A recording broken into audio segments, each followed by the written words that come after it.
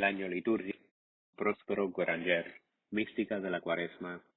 No debemos maravillarnos de que un tiempo tan sagrado como el de la Cuaresma esté repleto de misterio. La Iglesia, que ha dispuesto la preparación a la fiesta más gloriosa, ha querido que este periodo de recogimiento y penitencia estuviera aureolado de señalados detalles propios para despertar la fe de los fieles y sostener su perseverancia en la obra de expiación anual. En el período de Septuagésima hallamos el número septuagenario que rememora los 70 años de la cautividad de Babilonia, tras los que el pueblo de Dios, purificado de su grosera idolatría, debía ver de nuevo a Jerusalén y allí celebrar la Pascua. Ahora la Iglesia propone a nuestra religiosa atención el número 40, que al decir de San Jerónimo es propio siempre de pena y aflicción. El número 40 y su significación. Recordemos la lluvia de 40 días y 40 noches salida de los tesoros de la cólera de Dios, cuando se arrepintió de haber creado al hombre y que anegó bajo las olas al género humano, a excepción de una familia. Consideremos al pueblo hebreo errante 40 años en el desierto, en castigo de su ingratitud antes de entrar en la tierra prometida. Oigamos al Señor que manda a Ezequiel su profeta, permanezca recostado 40 días sobre el lado derecho, símbolo de lo que había de durar el sitio tras el que sería Jerusalén arrasada. Dos hombres tienen misión de representar en sus personas en el Antiguo Testamento las dos manifestaciones de Dios, Moisés, que representa la ley, y Elías, que simboliza la profecía. Ambos se llegan a Dios, el primero en el Sinaí, el segundo en Horeb, pero uno y otro no logran acceso a la divinidad, sino después de haberse purificado por la expiación del ayuno de 40 días. Refiriéndonos a estos hechos memorables, comprendemos por qué el Hijo de Dios encarnado para la salvación del hombre, queriendo someter su carne divina a los rigores del ayuno, hubo de escoger el número de 40 días para este solemne acto. Presentásenos, pues, la institución de la Cuaresma en toda su majestuosa severidad, como medio eficaz de aplacar la cólera de Dios y purificar nuestras almas. Levantemos en consecuencia nuestros pensamientos por encima de los estrechos horizontes que nos circundan. Veamos el conjunto de las naciones cristianas en estos días en que vivimos ofreciendo al Señor irritado este amplio cuadragenario de expiación, y que esperemos que, como en tiempo de Jonás, se digne también este año ser misericordioso con su pueblo. El ejército de Dios. Tras esas consideraciones relativas a la duración del tiempo que vamos a recorrer, es necesario aprender de nuestra Madre la Iglesia bajo qué emblema o símbolo considera a sus hijos en la Santa Cuarentena. Ve en ellos un ejército inmenso armado que día y noche guerrea contra el enemigo de Dios. Por esto mismo apellida el miércoles de ceniza a la Cuaresma carrera de la familia cristiana, para lograr en efecto la regeneración que nos hará dignos de recobrar las alegrías santas del Aleluya. Es menester triunfar sobre nuestros tres enemigos, demonio, carne y mundo, unidos al Redentor que en la montaña lucha contra la triple tentación y contra el mismo Satanás. Es necesario estar armados y velar sin tregua, para sostenernos con la esperanza de la victoria y alentar nuestra confianza en el divino amparo. Nos propone la Iglesia el Salmo que incluye entre las oraciones de la misa en el primer domingo de Cuaresma, y del que toma cada día varios versos en las diversas horas del oficio. Quiere pues contemos con la protección que Dios que extiende sobre nosotros como escudo, que esperemos a la sombra de sus alas, que en él confiemos, porque nos apartará de los lazos del cazador infernal, que nos roba la santa libertad de los hijos, que estemos seguros del valiamento de los santos ángeles, nuestros hermanos, a quienes el Señor ha ordenado nos guarde en estos nuestros caminos, ellos testigos respetuosos del combate que el Salvador soportó contra Satanás.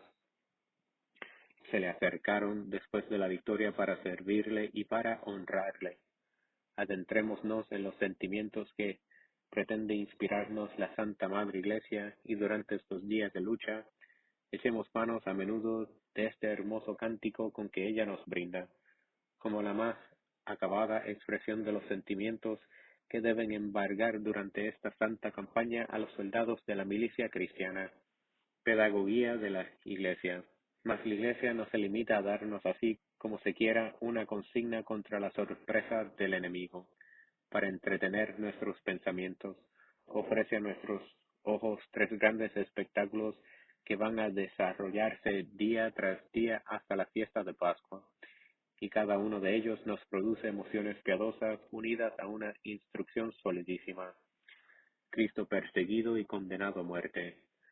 Por de pronto vamos a presenciar el deslance de la conspiración de los judíos contra el Redentor, conspiración que empieza a urdirse y estallará el Viernes Santo, cuando veamos al Hijo de Dios alzado en el árbol de la cruz.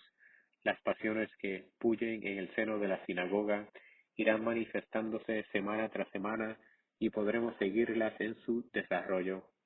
La dignidad, sabiduría y mansedumbre de la austura víctima se nos mostrarán siempre más sublimes, más dignas de un Dios.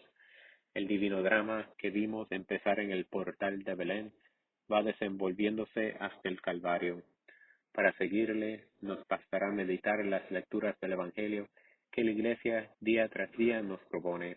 Preparación al bautismo. En segundo lugar, recordándonos que la fiesta de Pascua es para los catecúmenos el día del nuevo nacimiento. Volará nuestro pensamiento a aquellos primeros siglos del cristianismo en que la Cuaresma era para los aspirantes al bautismo la última preparación. La Sagrada Liturgia nos ha conservado el rastro de la antigua disciplina, oyendo las estupendas lecturas de ambos testamentos con que se acababa el último retoque de la iniciación postrera. Daremos gracias a Dios que se dignó hacernos nacer en tiempos en que el niño no ha menester aguardar a la edad madura para experimentar las divinas misericordias. Pensaremos asimismo en esos nuevos catecúmenos que, aún en nuestros días, aguardan en las regiones evangelizadas por nuestros modernos apóstoles la gran solemnidad del Salvador vencedor de la muerte, para bajar como en tiempos antiguos a la sagrada piscina y surgir con nuevo ser. Penitencia pública. Debemos, por fin, mientras Cuaresma, parar mientes en aquellos penitentes públicos, que solemnemente expulsados de la asamblea de los fieles el miércoles de ceniza, eran en el transcurso de la Cuaresma objeto de la preocupación maternal de la Iglesia, que debía, si lo merecían, admitirlos a la reconciliación el Jueves Santo. Admirable conjunto de lecturas enderezadas a su instrucción y a interesar a los fieles en su favor. Desfilará antes nuestros ojos, porque la liturgia no ha perdido aún nada en ese punto de sus energéticas tradiciones. Nos acordaremos entonces con qué facilidad nos han sido perdonadas maldades que en siglos pasados no las fueran acaso sino tras duras y solemnes expiaciones. Pensando pues en la justicia del Señor, que permanece inmutable, cualesquiera que sean los cambios que la condescendencia de la Iglesia introduce en la disciplina, sentiremos de rechazo más vivamente la necesidad perentoria de ofrecer a Dios el sacrificio de un corazón contrito de verdad, y de animar de sincero espíritu penitente las menguadas satisfacciones que ofrendamos a la majestad divina. Ritos y usos litúrgicos. Para conservar en el santo tiempo de Cuaresma el carácter austero que le cuadra, se ha mostrado la Iglesia durante muchos siglos muy reservada en la misión de fiestas en esta temporada del año, porque llevan consigo explosión de alegría. En el siglo IV, el Concilio de la Odisea señalaba esta disposición en su Canon 51, no autorizando fiestas de santos sino los sábados o domingos. La Iglesia griega persevera en este rigor y sólo varios siglos después del Concilio de la Odisea aflojó por fin un poco la mano, admitiendo el 25 de marzo la fiesta de la Anunciación. La Iglesia romana guardó mucho tiempo esta disciplina, en principio al menos, pero admitió pronto la fiesta de la Anunciación y después la del apóstol San Matías el 24 de febrero. Se las ve en estos últimos siglos abrir su calendario a otras fiestas, aun en el tiempo que corresponde a Cuaresma, con gran moderación, sin embargo, por reverencia al espíritu de la antigüedad. El motivo que ha inducido a la Iglesia romana a abrir más fácilmente la mano en la misión de fiestas de santos en Cuaresma es que los occidentales no consideran la celebración de fiestas como incompatible con el ayuno, mientras los griegos piensan lo contrario. Por eso el sábado, que para los orientales es día solemne, nunca es día de ayuno excepto el sábado santo. Tampoco ayunan el día de la Anunciación por ser fiesta. Esta idea de los orientales ha dado origen en el siglo VII a una institución que le es peculiar, la apellida Misa de Presantificados. Conviene saber de esas consagras en un antecedente sacrificio. Cada domingo de Cuaresma un sacerdote consagra 6 hostias, de las que consume una en el sacrificio. Las otras 5 se guardan para una simple comunión, que tiene lugar cada día de los 5 siguientes sin sacrificio. La Iglesia Latina no practica este rito sino una vez al año, Viernes Santo, por un motivo misterioso que en su lugar explicaremos. El comienzo de este rito entre los griegos proviene a buen seguro del Canon 40 y el del Canon 49 del Concilio de Laodicea, que prescribe no ofrecer el pan del sacrificio en Cuaresma, fuera del sábado y domingo.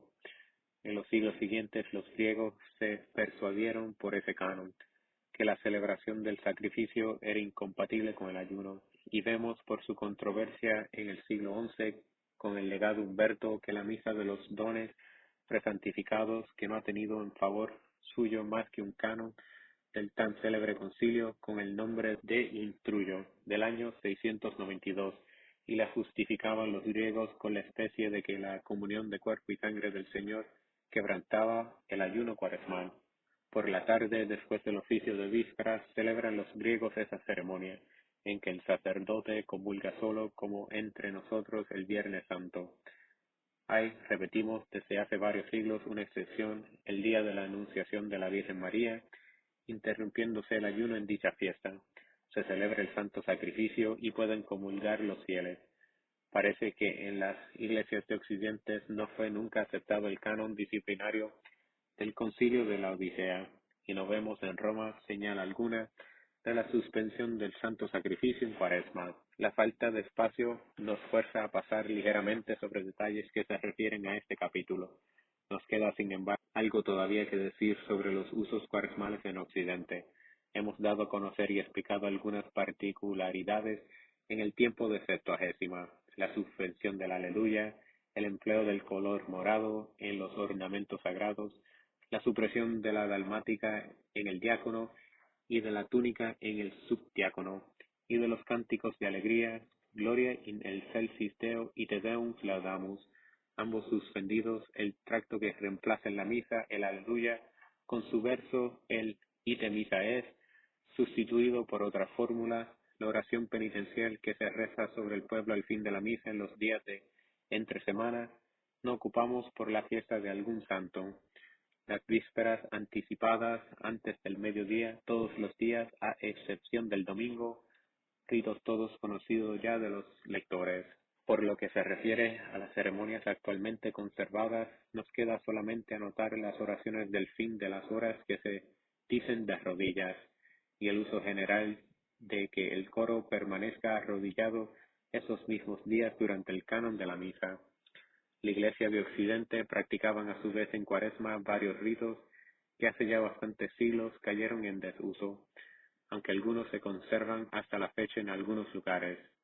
El más imponente de todos consistía en correr una cortina inmensa, generalmente morada, entre el coro y el altar, de modo que ni el clero ni el pueblo veían ya los santos misterios que se celebraban detrás del velo.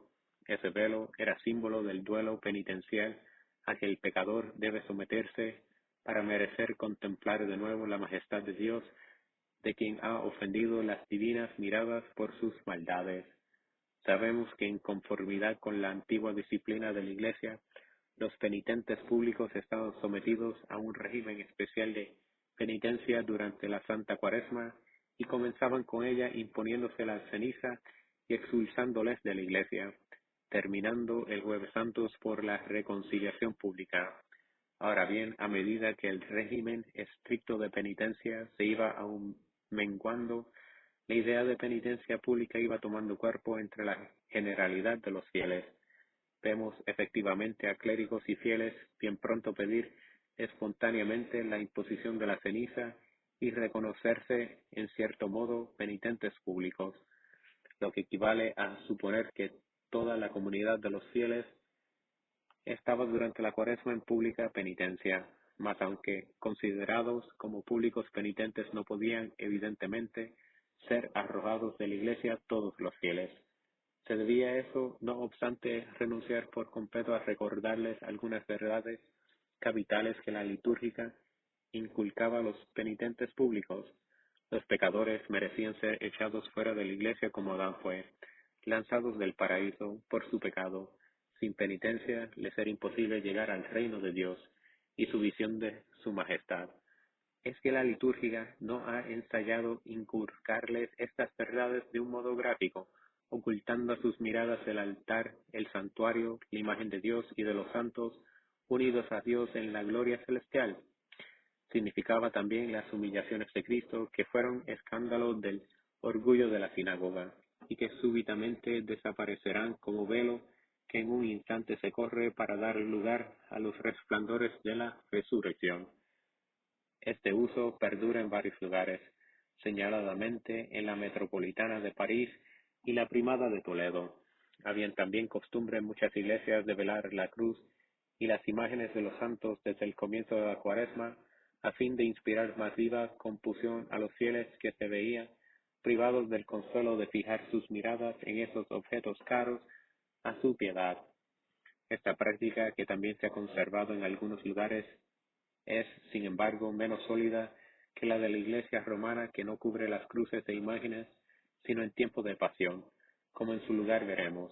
Antiguos ceremoniales de la Edad Media nos informan que acostumbraban durante la Cuaresma a hacer muchas procesiones de una a otra iglesia, los miércoles y viernes en especial. En los monasterios se realizaban en los claustros y descalzos, imitaban las estaciones de Roma diarias en Cuaresma, y que durante muchos siglos empezaban por una solemne procesión a la iglesia estacional. La Iglesia finalmente ha multiplicado siempre las oraciones en Cuaresma. Hasta estos últimos tiempos señalaba la disciplina que las catedrales y colegiatas, no exentas por costumbre contraria, debían añadir a las horas canónicas: el lunes el oficio de difuntos, miércoles los salmos graduales y los viernes los salmos penitenciales. En las iglesias de Francia añadían el salterio entero cada semana al oficio ordinario.